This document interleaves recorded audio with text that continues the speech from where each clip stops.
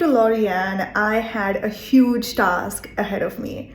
I had to write and deliver my TEDx talk. I am Trupti Karshani, artist and a creative coach. It was really hard for me to distill my story and give a TEDx talk around how art helped me cure my perfectionism permanently. That's how I arrived at Laurie-Ann's doorstep. So Laurie-Ann actually came highly recommended to me by my business coach and a few other business friends that I have. I have to say that their recommendation was absolutely right because within the first meeting, she got me completely relaxed around my TEDx talk and got me to start writing my TEDx talk. She looked through my draft and gave me really important feedback points that helped me polish my TEDx talk. So this was important for me to have Laurie-Ann as a coach to work with because it really helped me to have a soundboard to discuss my ideas and to get feedback. It's now on YouTube, and I really enjoyed the time that I worked with Laurie-Ann. Hi, Lori. Thank you so much for all you do for us speakers out in the world. My name is Dr. Darla Bishop, and I'm the founder of Finance Sis Financial Wellness Solutions.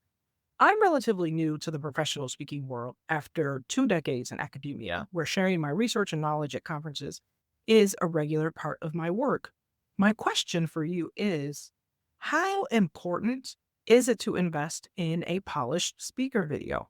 I see videos priced in the thousands, and I can't tell if it's truly critical to attract five-figure speaking gigs, or if there's a different, perhaps more efficient way to establish credibility.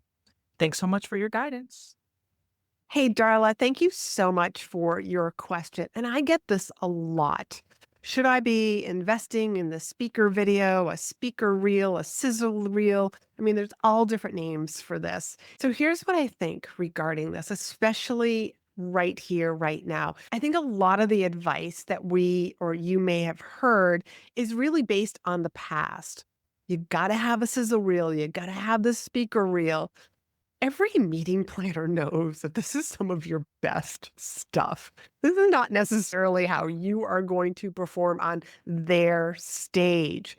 So a couple of ideas for you is create a library of different places where a meeting planner, a conference organizer, a coach who wants to bring you in to speak in their program, in their mastermind, on their summit, somewhere where they can get a sense of your thought leadership, different podcast interviews, different places that you have spoken as you are speaking. If you can get copies of the video, grab your own audio. These are different ideas so that you can be building up your own library of speaker asset and also have pictures of you speaking on stages, and also to be able to include pictures of you with the audience, whether those pictures are taken behind you, which happens to be one of my favorite ways to have stage pictures, or from the back of the room looking forward so that people can see, or meeting planners and conference organizers can see the number of people that you have spoken to